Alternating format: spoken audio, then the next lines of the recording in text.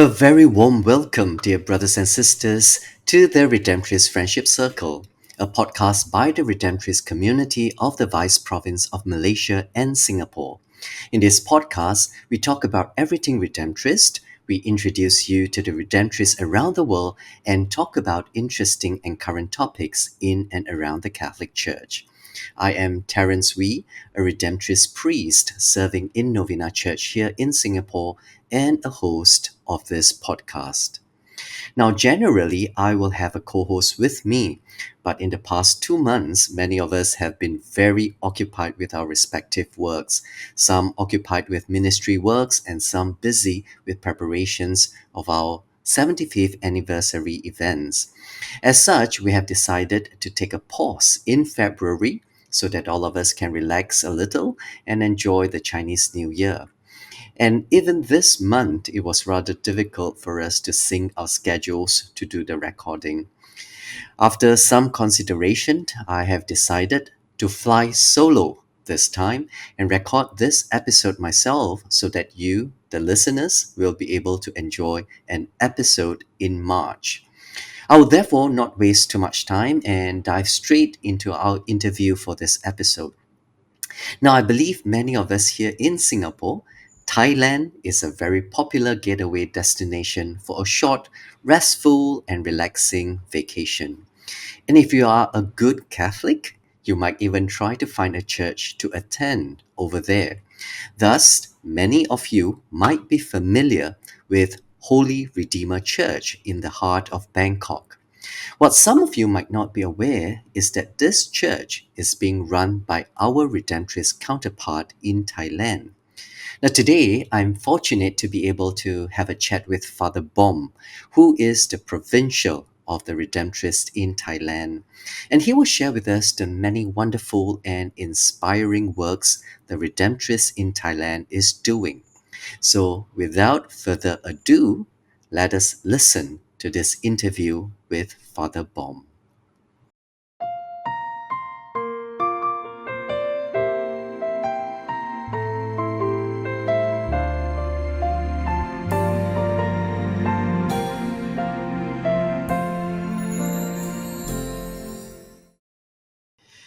Okay, dear brothers and sisters, let us put our hands together and welcome Father Peter Jittapol Plangklang from Thailand. Woohoo! All right.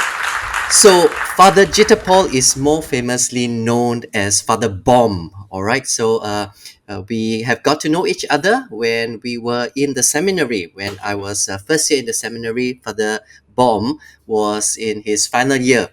My impression of him, he has always been a very friendly, a very helpful, a very wonderful guy. And now he is the provincial of the Thailand province. Do you call yourself the Thailand province? Yes, yes. Okay, so before we begin anything, Father Bom, can you perhaps can just give us a brief introduction of yourself and maybe share with us a little bit of your vocation story? How did you finally came to choose to be a Redemptorist and your whole experience of being a Redemptorist?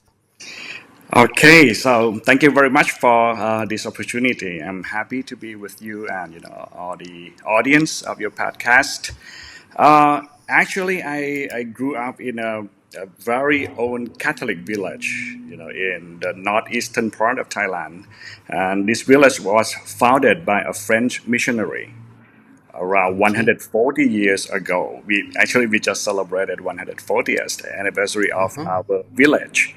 So Okay. as a young boy, I grew up with a quite pious family. My grandparents, my mom and my dad and my relatives, all of them actually encouraged me to join the daily mass and also catechism class every morning during the weekday before going to school. Were So you ever that is a altar boy?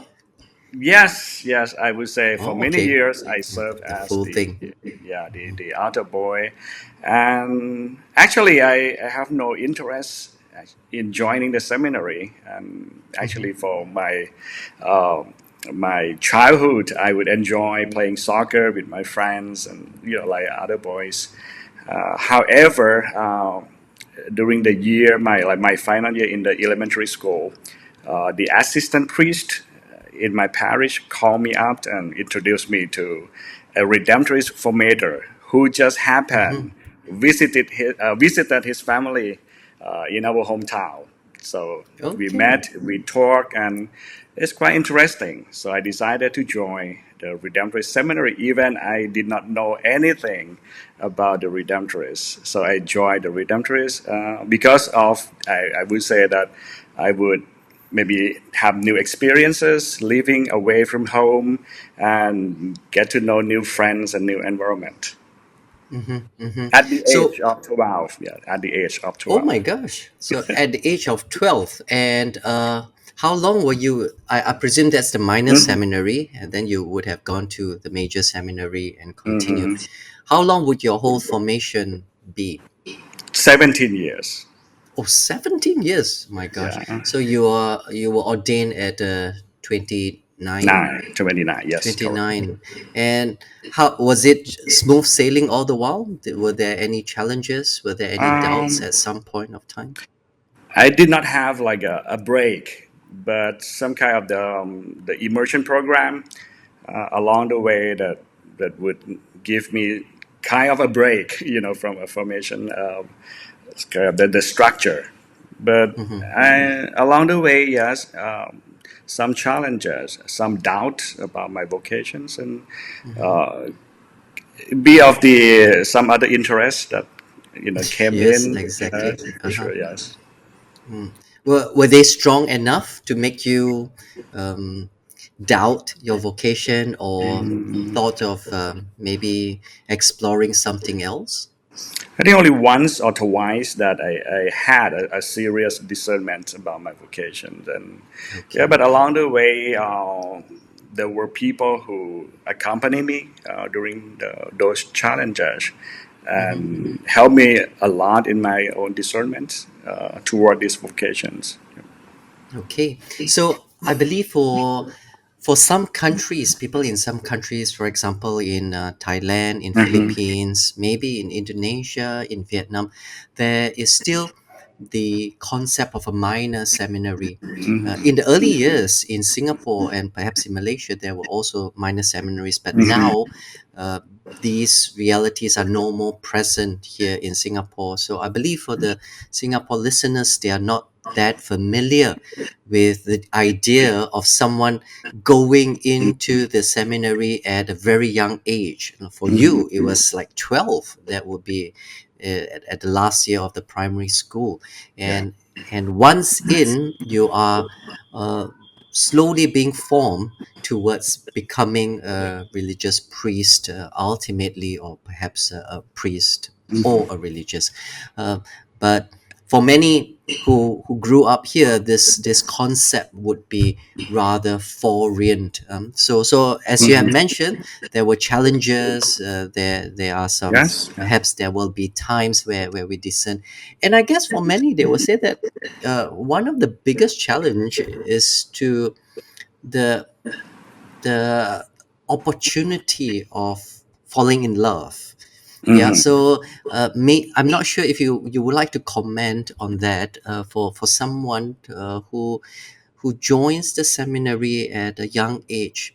How would that come into play? And all of us, we would like to experience falling in love, perhaps, being in a relationship, in a loving relationship, um, not being able to have the opportunity. How would that come into play in this whole discernment journey? Can you just comment a little bit?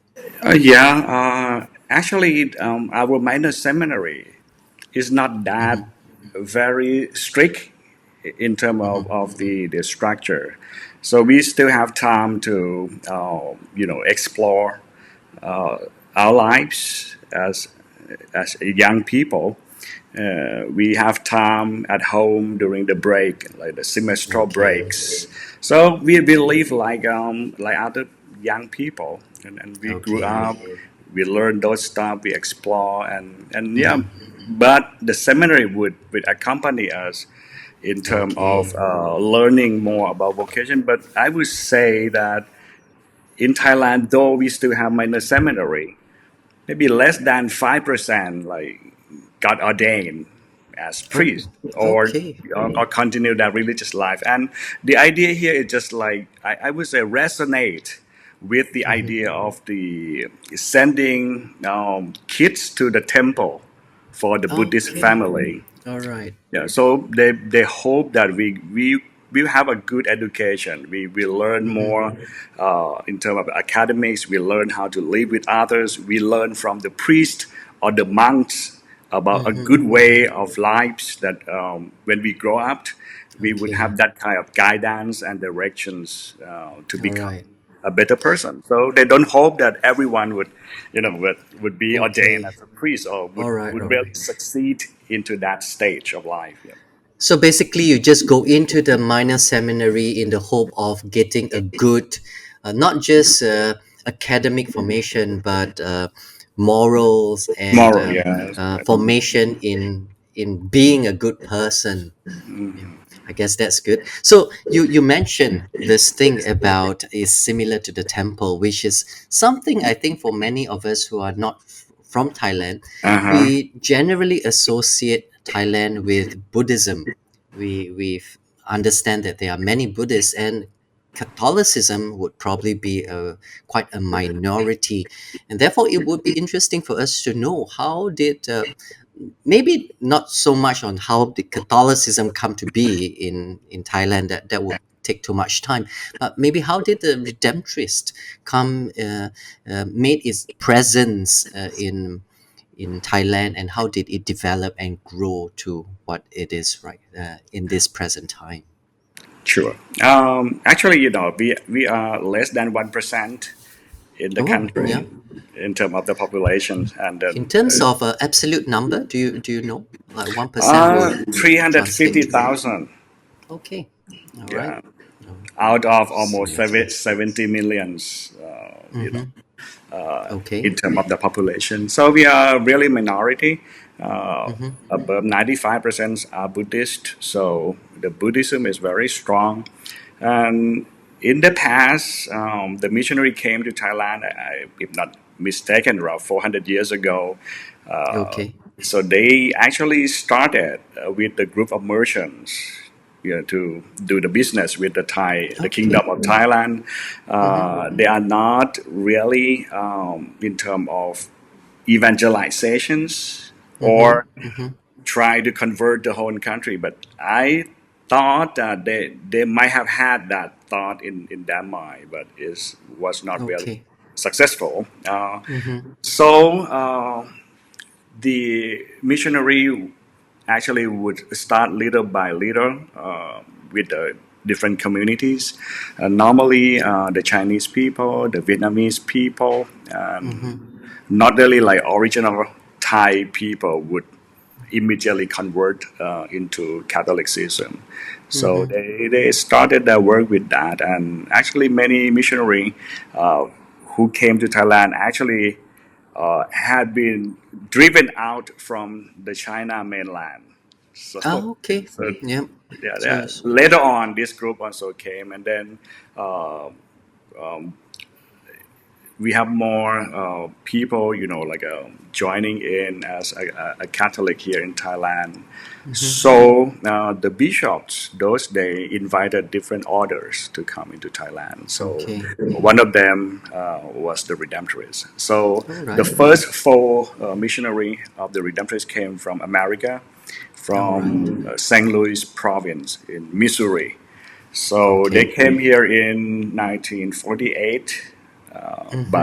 by a big ship, a business ship, and then they started the work in the northeastern part of Thailand. So mostly, I would say the first half of our mission here in Thailand is a parish ministry in the Okay. northeastern part of Thailand. Okay. And how did it grow? How was it? How was the missionary being accepted by perhaps the locals, and how did the congregation grew locally? So it actually is like the Redemptorists here grew hand in hand, both in the northeastern part and also in Bangkok. So in Okay. Bangkok, the Redemptorist minister the the foreigners. So that it really was outstanding of the work of the Redemptorists. Care for the Okay. foreigners, and in which they are considered as a minority those days too, because not so many people would speak English in our country, and how to give service in English to these people. So actually, I would say the American missionary were very active in their mission. So Okay. they were very, very, I would say, skillful, energetic, and also they had various of initiatives in the ministry, Yeah. and that's Yeah. why Adventist was known really in the Church of Thailand through the life and the dedication of these missionaries from America.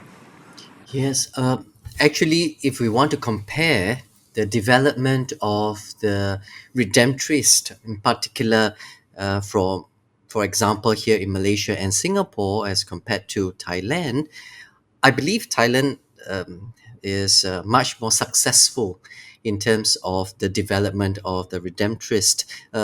As of now, how many do you all have in terms of a total The number of number, okay, Redemptorists? the total number, including the professed student, we have around 68. Oh, okay. And Yeah. among 68, around 53 priests. Okay. Yep. So that's a very healthy number, considering that you have started only 1948, right? 48. Yeah. We started here in 1935, and up to now we have like 20 of us, and in a way we are struggling. Of course, the context, the social context is different, but considering the fact that in Thailand Catholicism is quite a minority, I think that you all are doing really well, and definitely you have uh, the infrastructure to show how well you are doing. There are many established foundations that were being started by the Redemptorists, very well known places, for example, in Pattaya. I believe in the north. Maybe you can share with us a little bit some of these major inspiring works that were being started by the Redemptorists over there. Working in a context of a Buddhist country, the missionary thought of, what could be best to accommodate people in this country.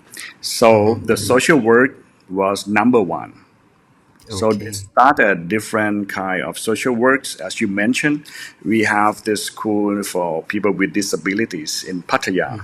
So it's Okay. well respected by, I would say, like nationally and globally, founded by Father Ray Brennan, and it's very, very successful there.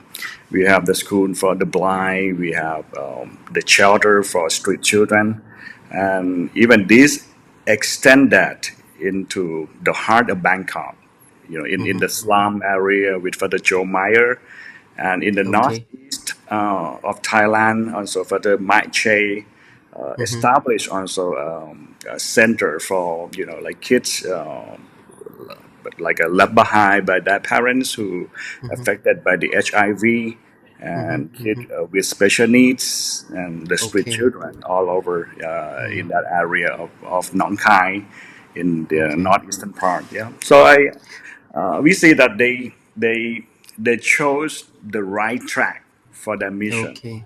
in this context of Thailand. So that it seemed to be very successful over the years, and people can see the work of the Redemptorists here and admire those missionaries who have founded this kind of foundation for us. Okay. So how were these missions being funded? I'm sure, as what you said, these works must not be cheap. It needs a lot of funds to keep it going. So how were it being done? the funding.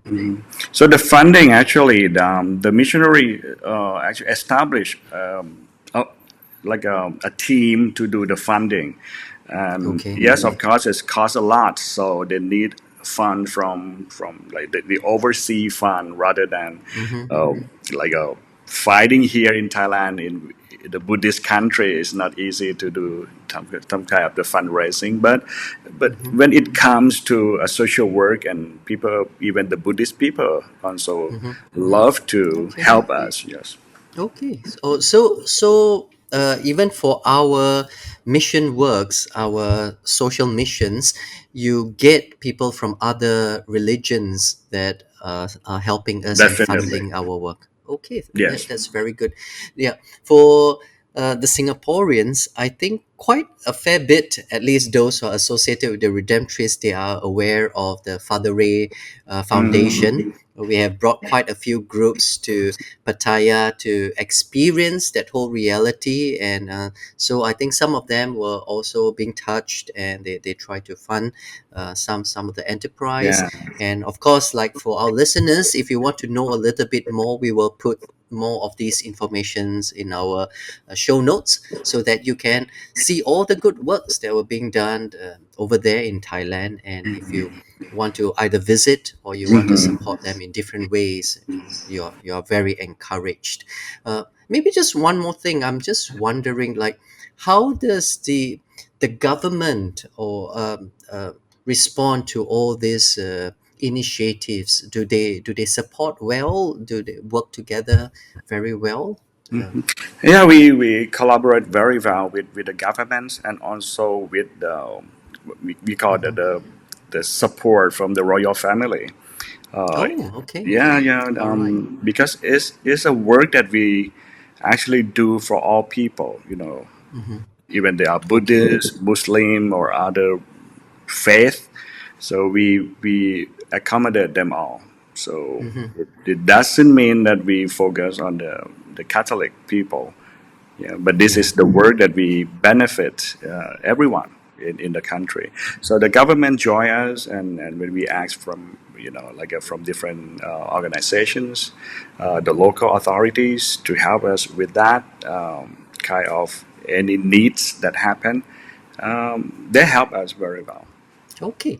So one last thing, um, I can understand that because for the Redemptorists, we always say our motto is to reach out to the poor and the most Mhm. abandoned. So all these social missions make sense, but we also know that over in Thailand, one of the very successful mission that you all are doing is schools. You run schools, especially an international school that is very well known over there.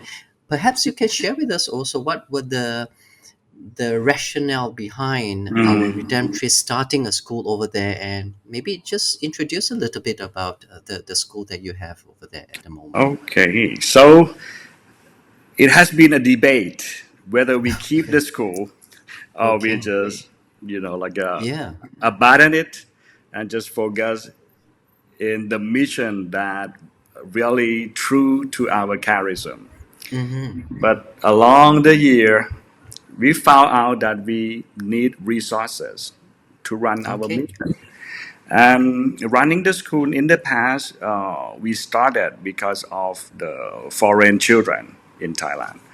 So they did Okay. not have school. Mm-hmm. So this kind of English speaking school would serve them at those All days. right. So Okay. but we continue, and it I think it has become our main resources to run the Redemptorist mission in Thailand, and we also Okay. extend that this mission into Laos, and Nigeria Okay. in the past too. Running the school has a very kind of a benefit with the life of the youth under our care. So we Mm-hmm. actually bring the charism of Redemptorists to the life of these young people. The Mm-hmm. whole program, like the charity program, we normally, take our student to our social work institute.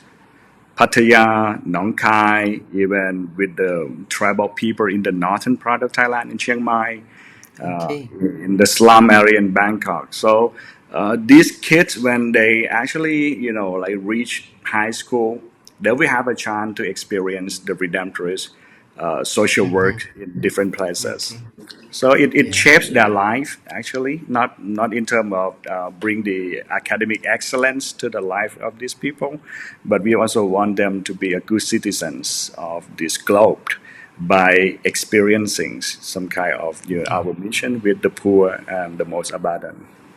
Yeah. So maybe just for the benefit of the listeners, this school that we have been discussing about is Ramdrudi International International School, school, right? RIS. So I RS. actually had the opportunity to visit that place and stay over there. It is really a very nice school. I have to say, I really wouldn't mind studying there, and it's really wonderful. Just like very similar to some of the international school here in Singapore. So it's really a very high quality. I believe it's a very good school, and I think maybe like what you say, we started it off to teach the foreign students, and maybe by God's grace, this was the way that we were given the benefit or the blessings for us to still educate the younger generation, but at the same time to get some more funding to fund all our other mission endeavors.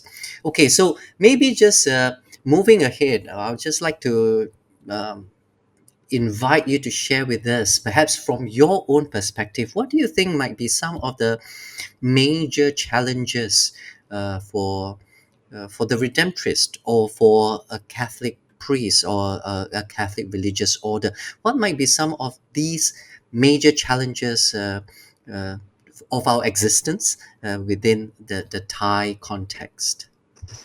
Uh, in many countries, including Thailand, would face the same problems or the same challenge of like we have less people practice Okay. religion. Like the Mm-hmm, number mm-hmm, of the people coming to church, participate in different religious activities. mm-hmm, We have, I think, lesser than before, mm-hmm, and this challenge would invite us to think about, in which ways that we can be more effective in our ministry, mm-hmm, in different field. How about that? Like the parish ministry, youth ministry, some of the preaching missions, in various field.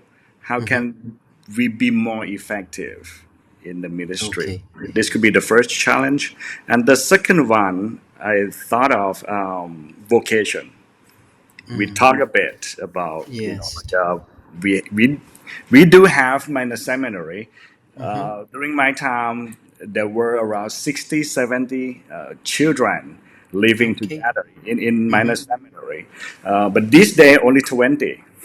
Okay. All right. And in other religious order and diocesan seminary as well, they have less and less Mm. vocation.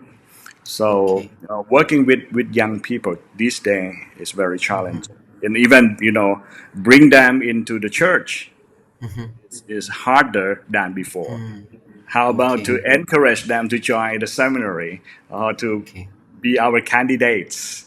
And Yeah. that I think is Yeah. super challenging in this day situation. Yeah. But okay, so those are the challenges. Do you also see that perhaps with our current context, there might be some opportunities for us to perhaps share more our Redemptorist charism to people, areas that we can really um, shine in to bring Christ? Yeah. So do you have any? What do you think might be some opportunities in the Thai context? I think the first one would be collaboration. And Oh, then right. yeah, we did talk in our previous meeting, Mm-hmm. collaboration between religious and lay people, Mm, yep, yep. collaboration between organizations, like have Hmm. good networking. Yeah, you can And invite us there more. Sure.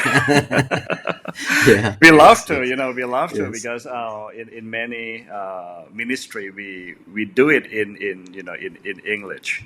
yes, So yes, yes, that could yeah. be possible collaborations between Mm-hmm, units among the mm-hmm. Redemptorists Yes, and we with the lay people. So I think yes, this could that's help true. us. I think bring varieties Mm-hmm. into our ministry, All with right. different ideas, maybe different activities, and we can gain more some kind of creativity All from right. different people, and bring Okay. that into play and try to find way that will be more effective in our ministry and formation as well. Yeah. Is it taking shape already? Actually, we have different volunteer from.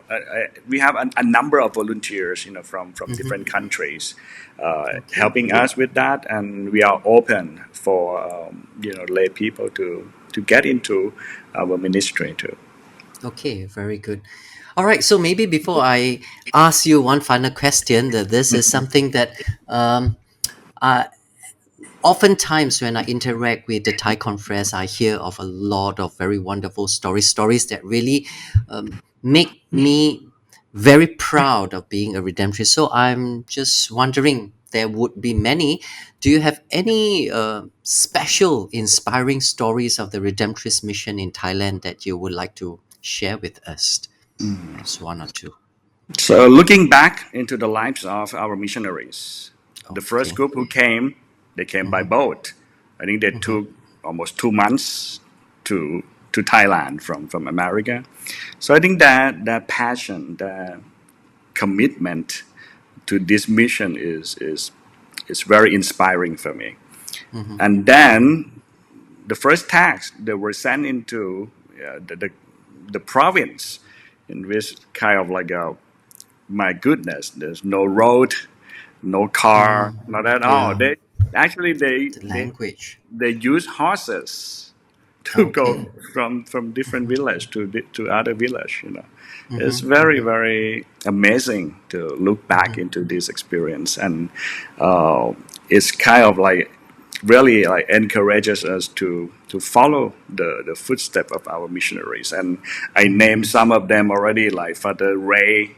He Mm-hmm. Yep, yep. he just started to work when somebody like took, I think, to infants to him, Okay. and Oh, it okay. become a big orphanage, and All right. then Yes, yes. later on, the vocational school for people with disabilities, and to Yeah. accommodate the street children, and also Street children. the blind I school. believe there's a blind. Yeah. Yeah, yeah. Okay. And for the Joe Meyer, he's still alive. Mm-hmm. He Mm-hmm.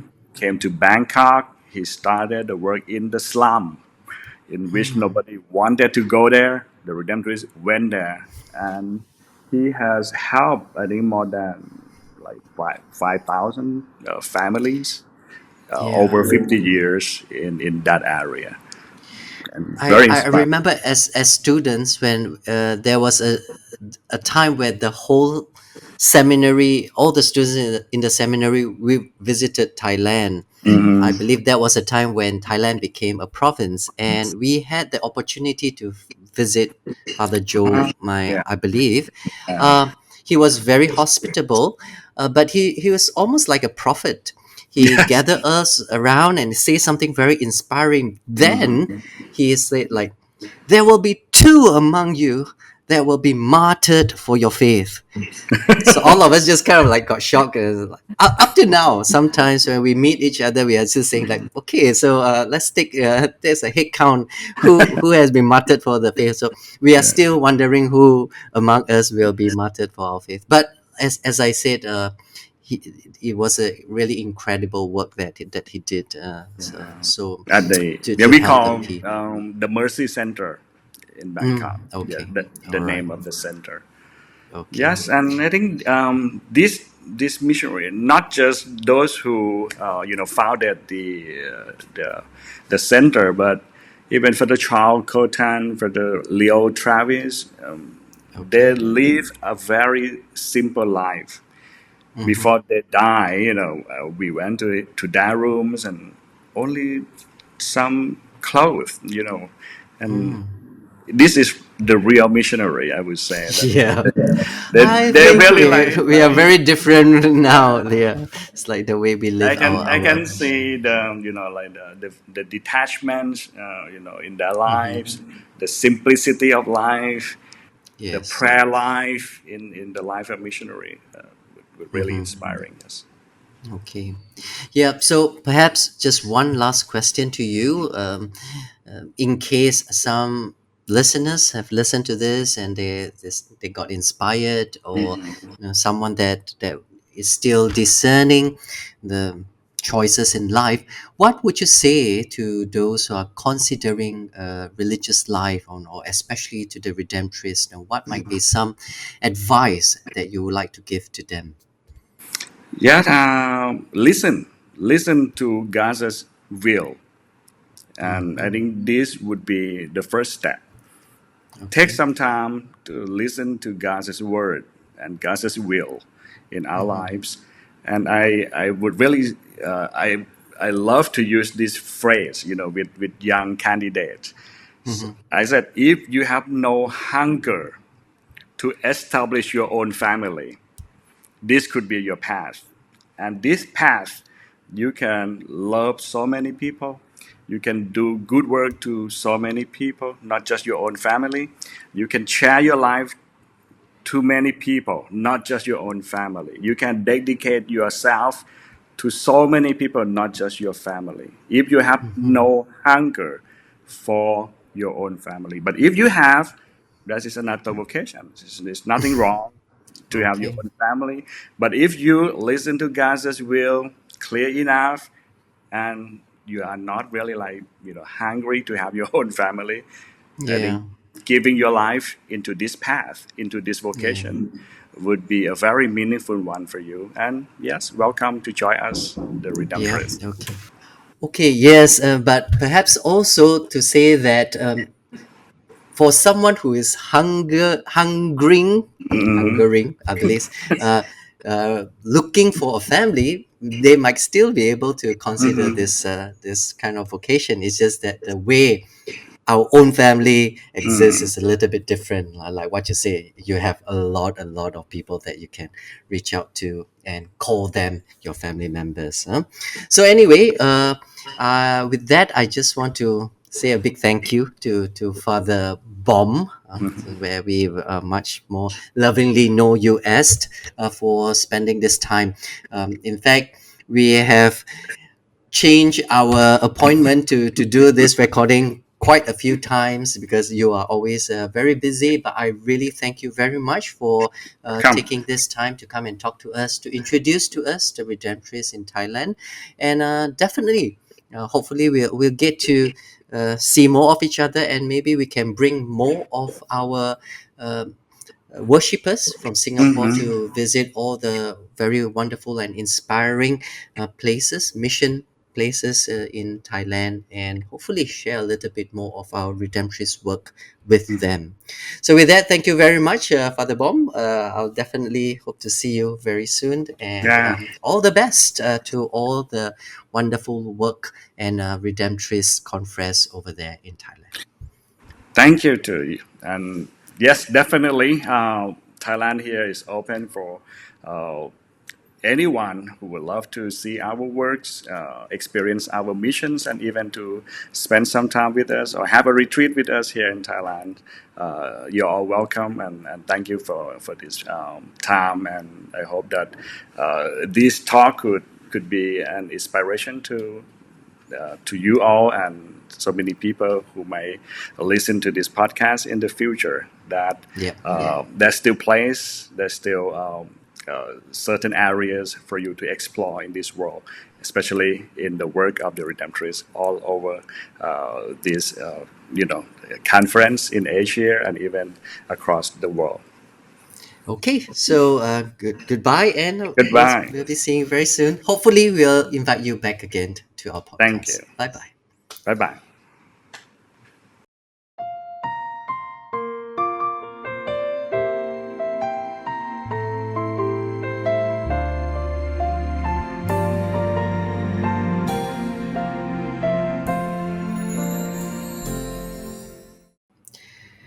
Welcome back.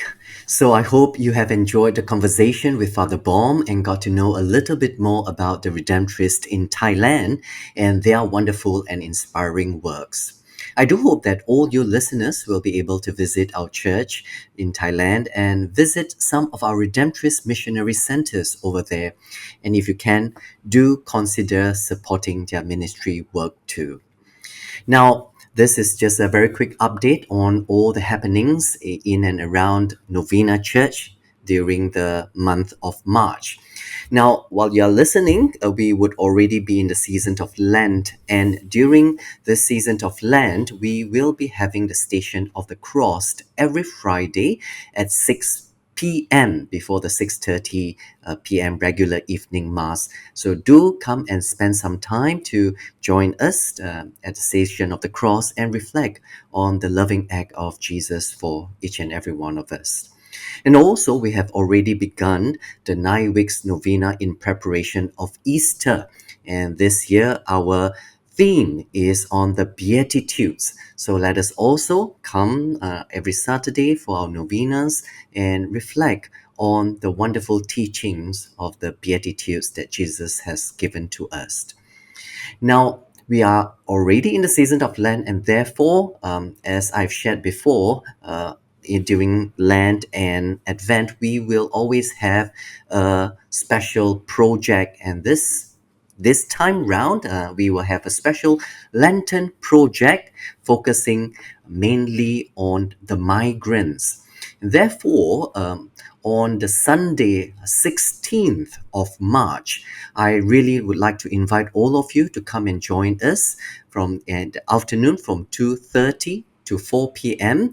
to have this special service of Seeds of Hope Lenten prayer for the migrants.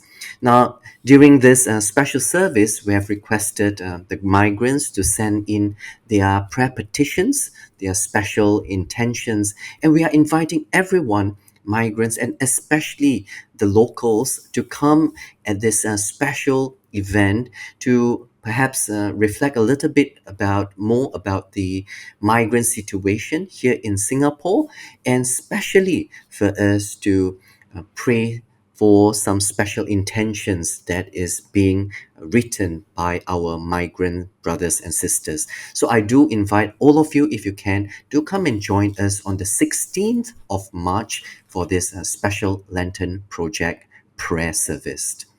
And the week after that, on the 22nd of March, we are going to have one of our 75th anniversary celebration event.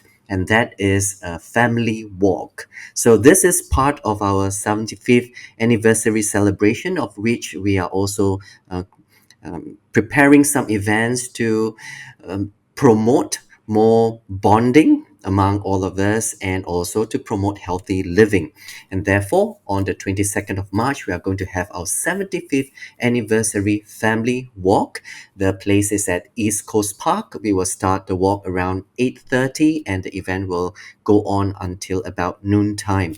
Now, when we open up the registration, the response was overwhelming, and within one day we have filled up all the registration spots. And therefore, if you have registered, do remember to bring your backpack, to wear your t-shirt, and come and join us for the event on that day.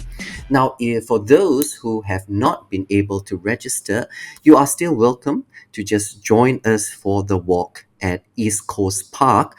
We will start the walk at Car Park C, which is where the McDonald's is at East Coast Park. That's where we are going to flag off, and we are just going to walk for a distance of about less than 3 kilometers. Okay, so from Car Park C to the Seafood Center, and it is a time where we are encouraging all our churchgoers to have some wonderful fun, get to know more people, to have some nice fellowship, and we also do some exercise and thank God for wonderful nature and the good health. So do come and join us for this wonderful event. And finally, during this season of Lent, for the Chinese speaking community, the A camps is also having their annual Lantern Rally. The first three evenings for the Lantern Rally is going to be held here in Novena Church. So it will be on the 12th, on the 19th, and on the 26th of March. So for all of you who can understand Mandarin, so I do invite you to come and join us for every Wednesday from 8 p.m. to also reflect a little bit more about the meaning of Lent and to prepare ourselves for the celebration of Easter. Now, there's 3 weeks in March. It will be held in Novena Church, and the following 2 weeks will be held in Risen Christ Church. So that's pretty much all the event that we have lined up for the month of March. And we definitely hope to see you in April. We are going to bring you another wonderful interview, and hopefully by then I can invite some other redemptorists to join me in the hosting. Um, let's keep our fingers crossed. But at this time, do have a very blessed and wonderful season of Lent. Do prepare ourselves, and most importantly, let us always remember the love that Jesus has for each and every one of us, and let us go out and to spread his love to the world. So goodbye and have a wonderful time.